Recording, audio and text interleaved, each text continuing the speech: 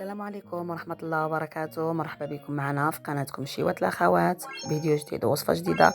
عافاكم، ما تبخلوش علينا من لايك، شاركوا في القناة بالضغط على زر الاشتراك وفعلوا الجرس باش يوصلكم كل جديد إن شاء الله يا ربي. نتمنى هذا الفيديو يلقاكم في أحسن الأحوال. اليوم جبنا لكم هذا الكريطان ديال الباذنجان البرانية ولا الكفتة اللحم المفروم. كيجي طوب البنات، لذيذ جدا بمكونات اللي هما بساط مكونات بساط وكيوجد دغيا. الا بغيتوا تعرفوا الطريقه ولا المكونات اللي غادي نحتاجو، تبعوا معنا الفيديو من الاول حتى الاخر. وغادي نبداو بالصلاه والسلام على حبيبنا محمد. غادي نخلي لكم المقادير كيف العاده ديما في صندوق الوصف باش الا بغيتوا تجربوا الوصفه ان شاء الله. وغادي نبداو بالصلاه والسلام على حبيبنا محمد. اول حاجه غادي ناخذ واحد المقيله ولا طنجره هكا ولا داكشي اللي متوفر عندكم. غادي نديرو فيها جوج بصيلات اللي غادي نديروهم هنايا، نطحنوهم هكا في ديك الهاشوار. اللي ما متوفرش عنده الهاشوار يحكهم بالحكاكه ولا يقطعهم هكا قطع، يحاول يقطعهم رقيقه شويه. جوج بصيلات متوسطين. غادي نضيفوا واحد رشه ديال زيت الزيتون وواحد رشه ديال الملحه على حسب الذوق. وغادي نديرو لهاد المقيله ديالنا باش تحر لينا هذيك البصله وتهبط وتذهب لينا فوق من البوطه. وفي هاد الاثناء بلا ما كطيب لينا البصيله، غادي ندوزو باش غادي نحضروا البرانيه. عندنا 4 ديال البرانيات متوسطين، هنا قطعناهم ورشينا عليهم واحد شويه ديال الملحه. الا خليتوهم وقت اطول هكا يرتاحوا غيبقاو يطلقوا داك الماء، ضروري انكم تنشفوه بالقاعد. هنا عندنا هاد الماكينه ديال البانيني، غنفرشوا لها هاد الورق ديال الزبده ونبداو كنديروا هذوك الدوائر ديال الباذنجان. اللي ما متوفرش عنده الماكينه ماشي مشكل، يقدر يدير في المقله ولا في الفران، غير هي كتسهل العمليه. المهم باش نصهدوا هذا الباذنجان هكا رشينا عليهم واحد شويه ديال زيت الزيتون من الفوق وغادي نسدوا عليها. هنا كيف ما كتشاهدوها هما بعد ما دغيا كيديروا كيتصهدوا لينا، غنحيدوهم ونحتفظوا بهم هكا جانبا في واحد الطبسيل. صافي. هنا بعد ما حيدنا الباذنجان ديالنا هي وجدات، غادي نحيدو هذيك المقيله اللي درنا فيها البصيلات شحرات كيف ما كتشاهدوا. ها هي اللون ديالها تغير وهبطات. وغادي ندوزو باش غنضيفوا لها الكفيته اللحم المفروم تقريبا 200 غرام، ولا المهم على حسب افراد العائله، واحد الحفينه ديال اللحم الكفته. وغادي نحاولوا ندمجوا هذيك الكفته مزيان مع هذيك البصيله. وغادي ندوزو باش نديروا التتبيله العطريه. هنا عندنا الراس ديال المعلقه صغيره ديال البزار، فلفله كحله، نص معلقه صغيره ديال الخرقوم، نص معلقه صغيره كذلك ديال التحميره، ونص معلقه صغيره ديال سكينجبير.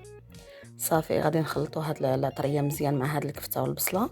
وغادي نرجعوا المقيله ديالنا فوق من البوطه باش طيب لينا هذيك الكفته.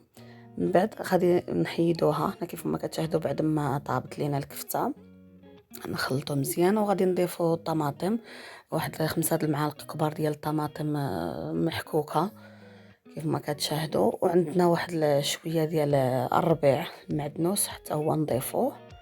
وغادي نرجعوا هذيك المقيله ديالنا فوق من البوطه باش تطيب لينا هذيك شويه مع هذيك تنسم لينا هذيك الكفيته مع هذيك المطيشه وهذيك المعدنوس اللي ضفنا.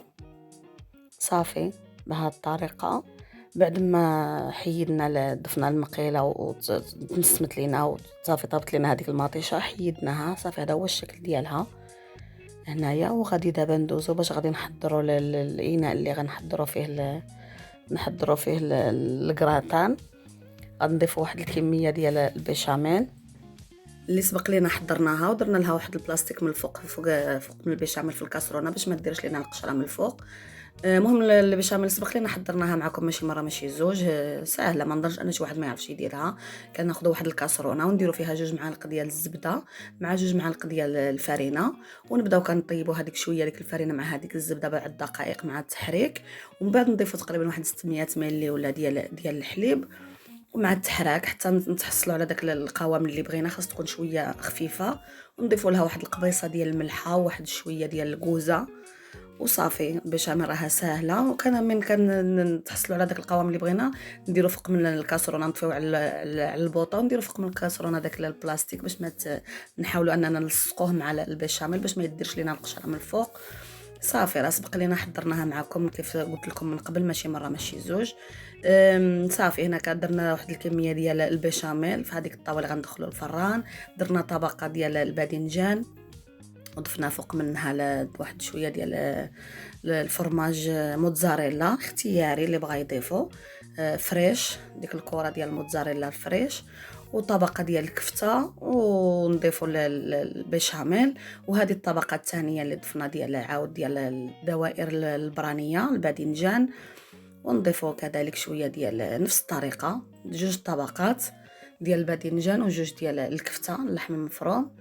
نستمروا هكا بنفس الطريقه حتى نقادو كاع هذيك البرانيه اللي عندنا هكا من الفوق، ونضيفوا فوق منها كيف سبقت قلت لكم الفرماج موتزاريلا كيعطيها واحد التعليكه واحد اللذه زوينه. ومن بعد غادي نضيفوا الطبقه الاخيره ديال الكفته، ومن فوق من الكفته غنضيفوا البيشاميل اللي تبقات لينا في الكاسرونه. كيجي لذيذ بزاف البنات هذا الكراتان، جربوه اكيد ما غاديش تندموا، كيجي زوين بزاف. وكيف شفتوا ما فيهش مخاض، يعني فيه غير البرانيه ولا غير الباذنجان والكفته، واحد الكميه اللي هي قليله 200 غرام ولا المهم على حسب افراد العائله.